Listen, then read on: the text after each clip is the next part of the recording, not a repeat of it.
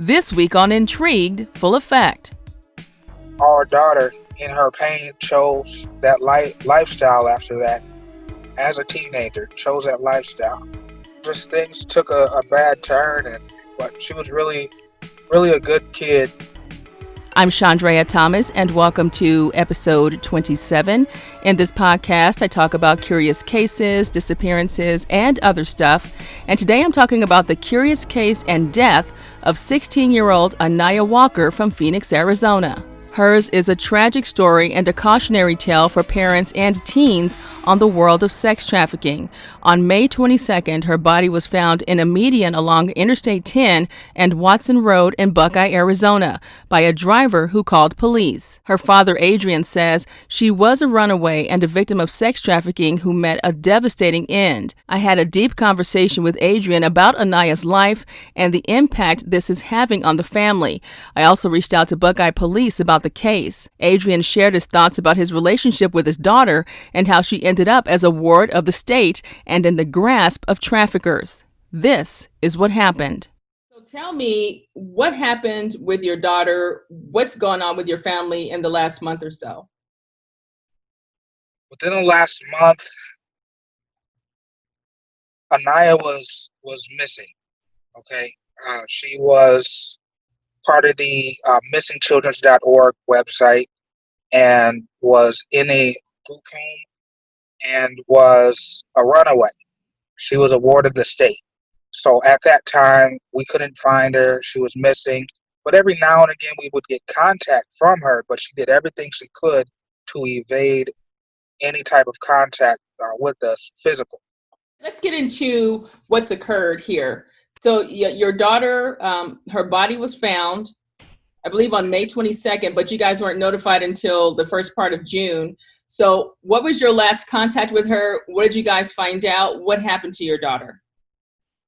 My last point of contact with our daughter was, I want to say, December of 2019.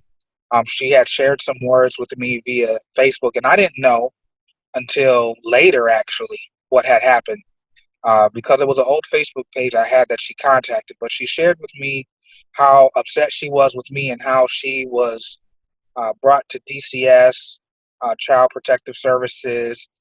She was upset with me with her being brought to DCS and how I wasn't her father anymore, and some pretty hurtful things.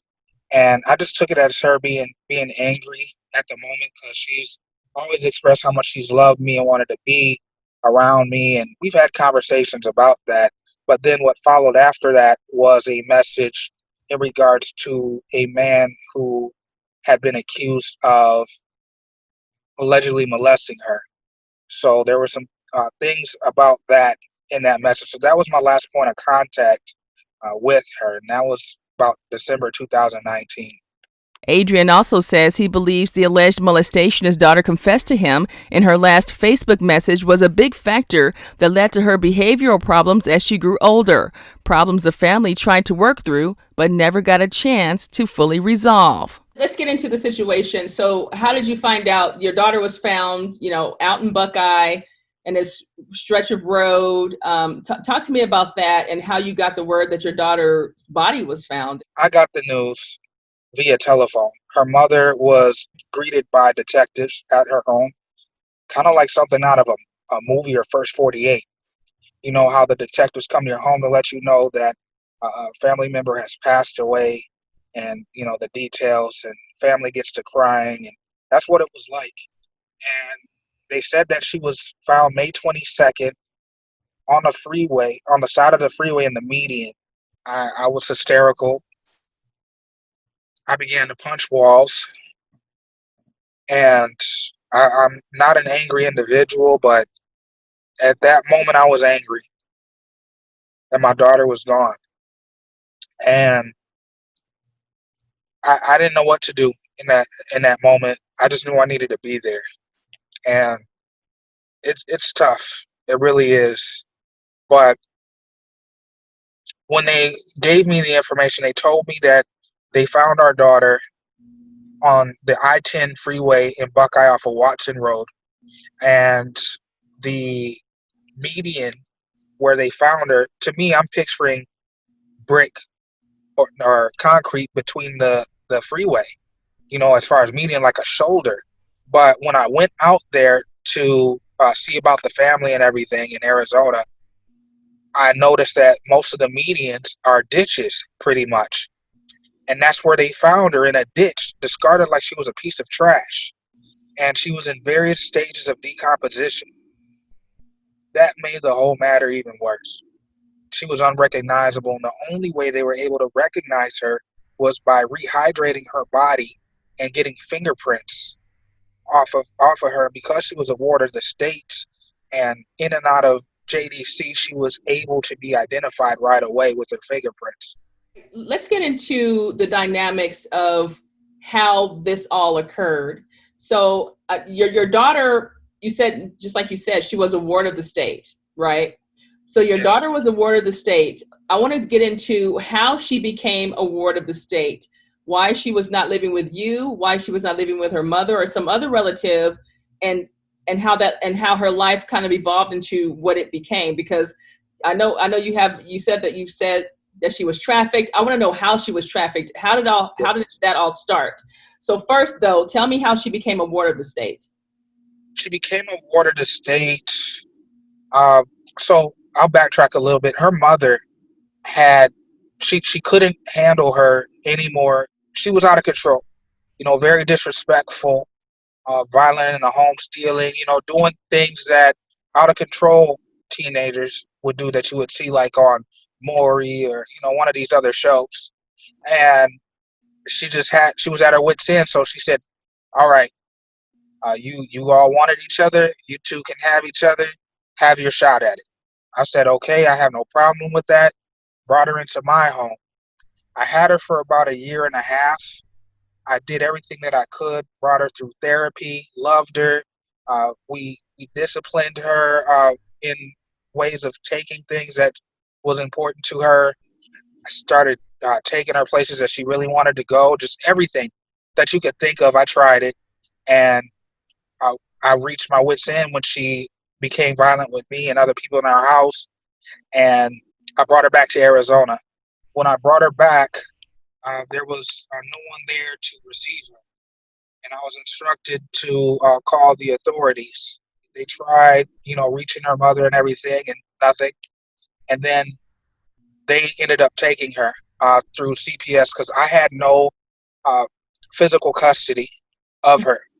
Her mother didn't give me the physical rights or anything during this time, so that's how that play ended up playing out.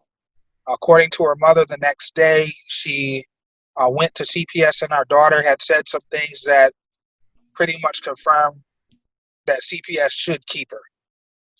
And there were some, she was talking crazy, I think she had said, saying things that could probably put somebody in a mental hospital, probably. I'm not sure because I wasn't there. Mhm. But that's how she ended up a ward of the state. So let me ask you this. So what was going on with her? Was she bipolar? Did she have some emotional issues? Like, what was the root of what was going on with her? Or were you guys never able to really figure that out?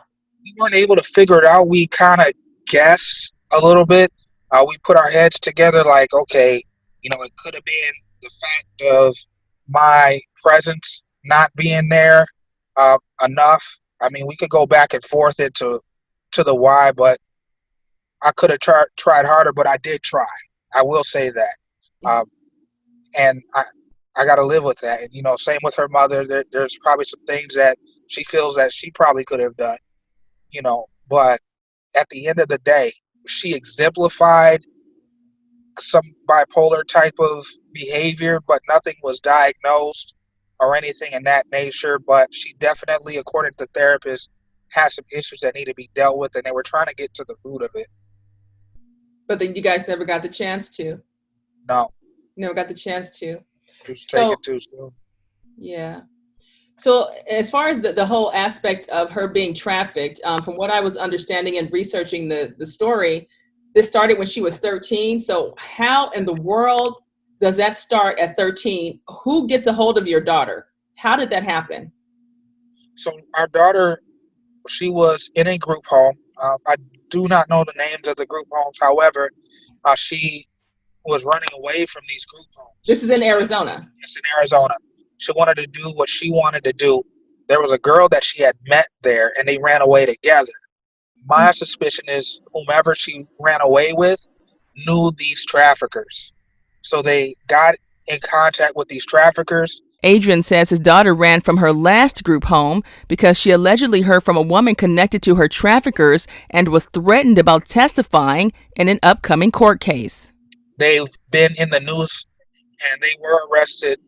According to our daughter, she was beaten and raped into this lifestyle. And they told her if she did not continue to do what they told her to do, which was sell her body and sell drugs and come back with a certain amount of money, they would repeatedly beat her and rape her until she did what they told her to do. She was smoking weed and she was addicted to crack cocaine. Wow, at 16 years old? And from what they said, that they forced those drugs in her system. Do you know how long she had been using?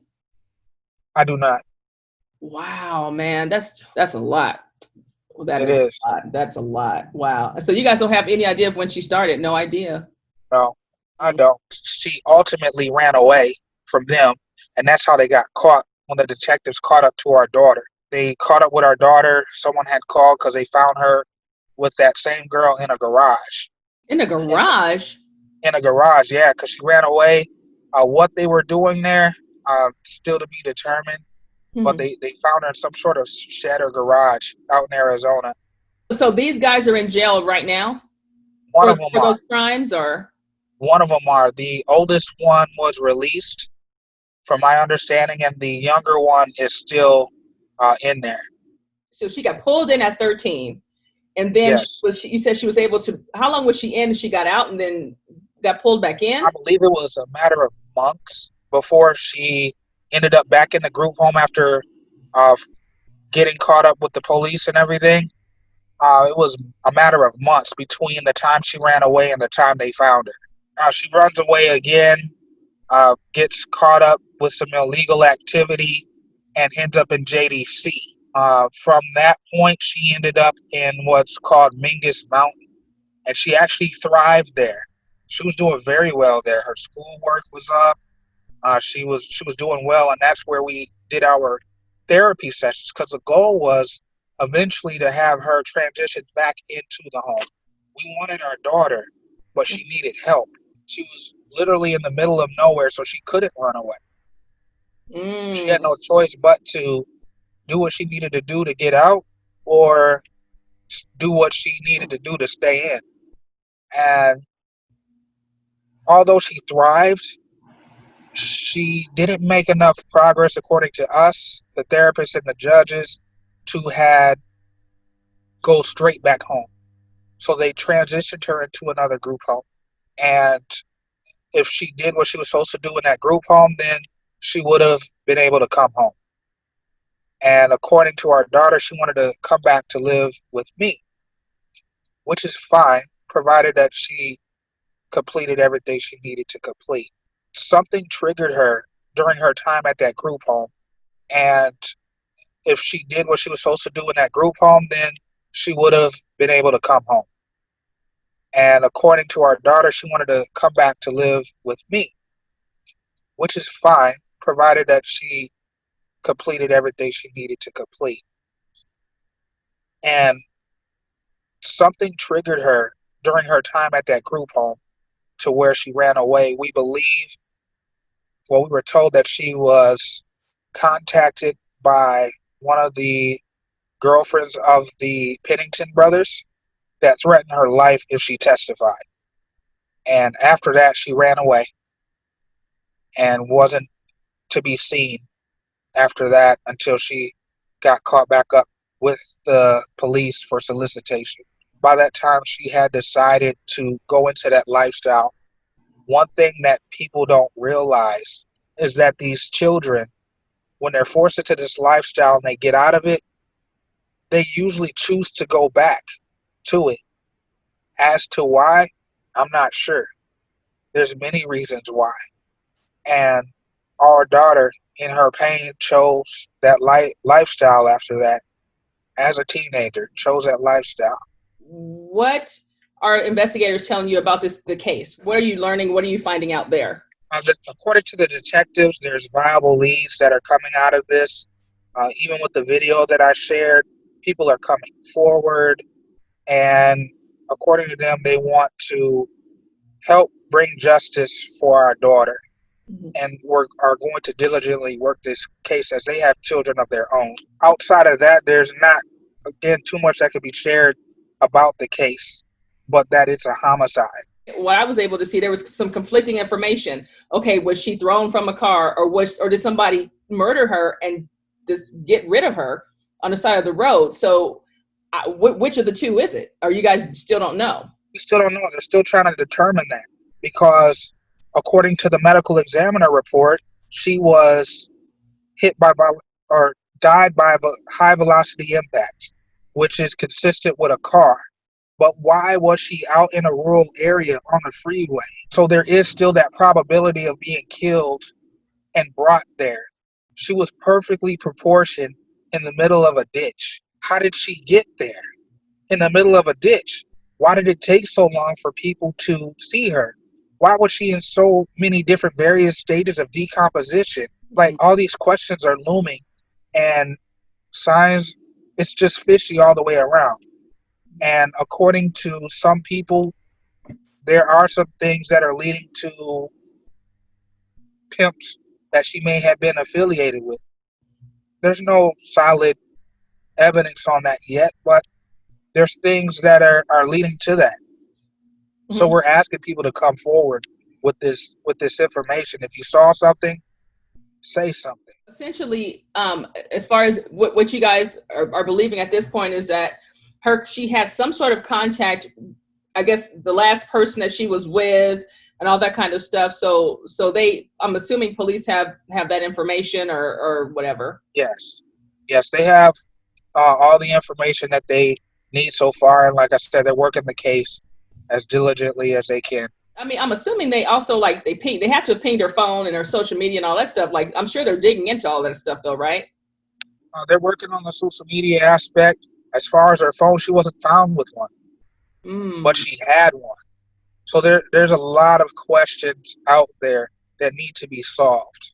And somebody does know something. I reached out to Buckeye Police, and officials say the Maricopa County medical examiner did an autopsy that says Anaya likely died from high-velocity impact, suggesting she was hit by a car, but the final results are still pending. Meanwhile, Adrian thinks Anaya was murdered and dumped on the road. Buckeye Police also confirmed they are looking at every possibility in the investigation. As a parent, let me ask you this. As you've gone through this, as you're starting to go through this horrible process, what have you learned that you think you can relay to other parents to help them not have this happen to them? What would you do differently? It starts with social media, monitoring the social media. For me, I wouldn't had at the age that she was on social media, I wouldn't had allowed her to even have a social media. But at the same time, technology is so readily accessible that they can sneak and create accounts and everything like that. So staying on your children, applying the necessary pressure that is needed, be present in their lives, know what they're doing, and also educating yourself, educating your children on the dangers of what's out there. Know what to look for when it comes to these sex traffickers. There's many things that happen. I just posted a video about someone that literally went into someone's hotel room with a hotel key and wasn't even a guest in that room, had a hotel key somehow, some way, and tried to snatch someone's kids out of their room while they were in there. These traffickers will do anything that they can to steal our children, male or female, it doesn't matter. And there's female traffickers as well that work with these men. There's no gender behind these victims at all. The crazy thing is, I've even heard stories and seen stories of some of them being teenagers themselves. Not Yes. necessarily an older man doing these things. It could be someone, a teenage girl, teenage boy, someone's boyfriend, someone's, you know, girlfriend, or whatever the case may be. Yeah, it goes deep. I've heard some things through other victims that have reached out to me that politicians are involved, that officers are involved, hotels. Like it goes deep. Like there's all kinds of people involved in this trafficking business, and it's sick. It has to stop. Mhm. Did you ever find out anything about her circle of friends? Did she have a circle of friends? Actually, she did. I had no idea. There are people again that have reached out to me, sharing some stories of how she was before she passed, how she touched their lives, even in the midst of her pain and in the midst of her lifestyle. They shared some pretty good stories. Um, some of them are in the same lifestyle that she was in, Mhm. but she resonated with them. She touched them in some way, somehow. Wow. So tell me about the impact this is having on your family, on you. We're in shock because this is so fresh. We're in various stages of grief. There's some blame being thrown around on the whole shoulda, coulda, wouldas. I'm seeing a therapist now because I had to, instead of her mother taking on seeing our daughter in the condition she was in, mind you, she was decomposed. I took that on instead of her, and I'm traumatized. Every now and again, I'll see individuals, and they would look like the face of my decomposed daughter. And my father, he's broken up. My grandfather, that's their first grandbaby and great grandchild. And I'm the oldest of 13, and having the first child in the family on my side of the family, they're just broken up. As far as her mother's side of the family, they're just as distraught. And they're everyone's grieving differently at this time, and it's very, very painful. It's something you cannot put into words. It's my daughter, my firstborn. Have you guys been able to have a funeral or service for her, or what's happening there? Her mother did put one together that I did attend. Tell me about her personality. Tell me, what do you remember about her? What did she like to do? What was her favorite food? What did she want to become? Did she ever say any of that? She did. She was very vibrant, funny.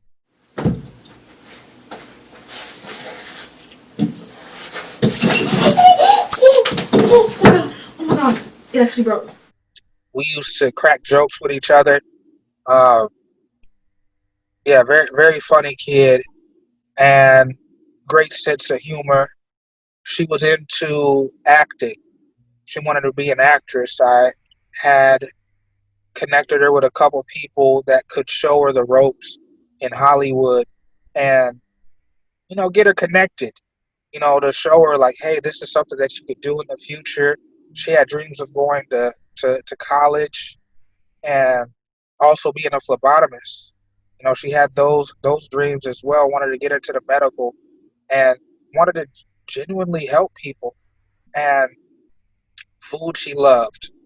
She had different eating habits. I did introduce her to her first taste of sushi out here in California. Although her culture didn't believe in it, she was adamant, and I had no problems. So we had sushi together. She was loved by many. She was loved by many. Um, Things weren't always bad. They weren't. She loved music. She really did. All types of music she was into. She was into being natural. Her favorite color was blue. She loved royal blue. Uh, I discovered that actually when we went school shopping, and I went to pick myself out some stuff. She picked herself out some stuff, and we both were picking royal blue. And that's how I discovered that was her favorite color, just like mine.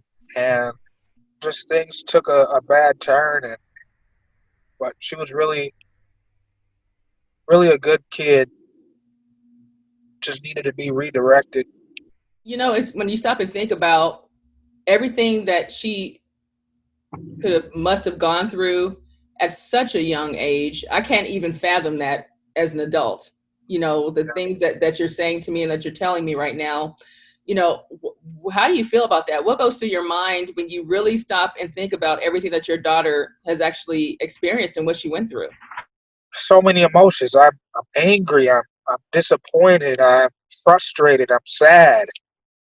I'm hurt. Like so many emotions.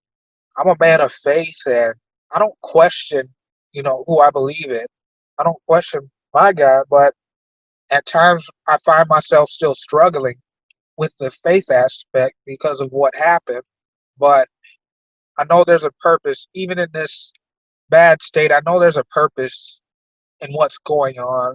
There's definitely a purpose, and I'm hoping that the organization that we're putting together will help bring awareness, shed light, and ultimately stop sex trafficking. We're putting together the Anaya Walker Foundation for this purpose, working on the nonprofit status of it, and really wanting to help victims, provide resources, and again, educate, because it's very important. It starts with education. I see you have the hashtag justice for Anaya. Yes. So when did you start that hashtag?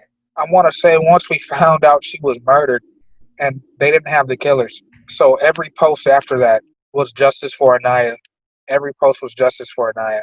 If there was one thing or one message that you want to convey to people that you want them to understand about what happened to you and your family, what would that be? Hold your kids close and be present in their lives. Don't ease up on them and know what they're doing, what they're getting into. Don't be afraid of opposition from them. Kids are going to do that. Remember that you're the parent. You do not want to end up in a situation that we've had to face. You don't want to have to see your child in a decomposed state or be succumbed to sex trafficking or anything of that matter. They could just be killed or kidnapped for other reasons. You do not want to find yourself in those situations. Be present, hold them close, educate. As if you had the opportunity to say something to your daughter, what would that be? That I love her, that I love her. What are your thoughts for the people who have information about what happened to your daughter? Those who have information, I really, really need you to come forward and say something. Our daughter didn't deserve this at all. So if you know something, please say something.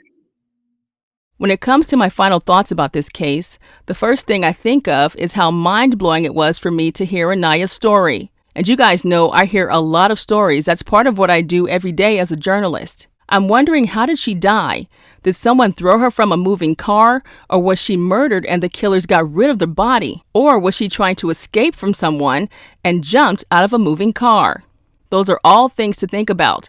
And who was she with? A pimp? A John? Or was it someone she knew and trusted? It's sad and tragic to think about all the stuff that happened to Anaya by the age of 16. Just pause and think about that for a second. I can't imagine being on the streets and in the position she was in at that age. I mean, that's just, wow. I also wonder about her parents and how they can mentally absorb what happened and how they will ever be able to move forward. I understand that Adrian is working on a nonprofit in Anaya's name to keep the same thing from happening to another family, and that's a good start. I also wonder why Anaya went back to the streets. I mean, what drew her back? Her father said she was making progress, but somehow she got caught up. Adrian said there are some leads in the case, so I plan to give an update as soon as I hear something new. The family also has a GoFundMe page set up to start the Anaya Walker Foundation. If you have any information in this case, call Buckeye Police at 623-349-6411. If you have a case that you want me to check out, just message me on the Intrigued Full Effect Facebook page or via email at intriguedfulleffect@hotmail.com. Until next time, be safe and stay true.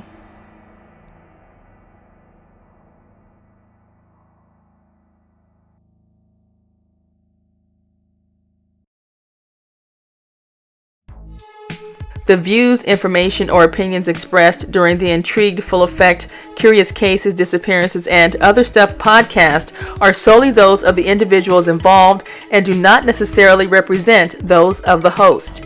The primary purpose of this podcast is to educate and inform.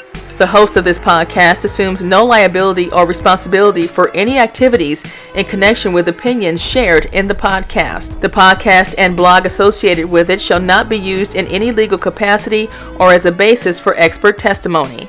Any copyright material in the podcast is approved by the owner or is part of the public domain. Music by Pond 5.